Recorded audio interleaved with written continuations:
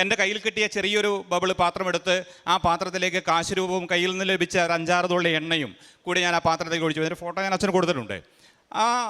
അന്ന് തന്നെ ഞങ്ങൾ പിന്നെ എൻ്റെ മകൻ ഒമാനിൽ നിന്ന് അന്ന് അവിചാരിതമായി വീട്ടിൽ വന്നിട്ടുണ്ട്. ഒമാനിൽ ഉണ്ടായിരുന്ന മകനും ഇവിടെ പോയി പ്രാർത്ഥിക്കണം എന്ന നിർബന്ധത്തിനോട് താല്പര്യമുണ്ടായിരുന്ന ആളല്ല. പക്ഷേ അവിചാരിതമായി, ഞാൻ പറയുന്നത് ഒരിക്കലും 2 വർഷം കഴിഞ്ഞ് പഴയ മകൻ നവംബർ മാസം 1-ാം തീയതി അവിചാരിതമായി അവൻ വീട്ടിലേക്ക്, ഞങ്ങളോട് പോലും പറയാതെ വീട്ടിലേക്ക് കടന്നു വന്നു. അവനും അന്ന് രാത്രി വീട്ടിലുണ്ട്. ഞാൻ പെട്ടെന്ന് മകനെ വിളിച്ചുകൊണ്ട് വന്നു, മകനെയും ഈ കാഴ്ച കാണിച്ചു. അപ്പോൾ ഞങ്ങൾ 3 പേരും കൂടി ഇരുന്ന് പ്രാർത്ഥിച്ചു കൊണ്ടിരിക്കുകയാണ്. ഏകദേശം ഒരു 2-3 മണി ആയപ്പോഴത്തേക്കും ആ കാശുരൂപം വെച്ചിരുന്ന പാത്രത്തിൽ കാശുരൂപം നികന്ന് നല്ല സുഗന്ധപൂരിതമായൊരു എണ്ണ വന്ന കാഴ്ച ഞങ്ങൾ കണ്ടു.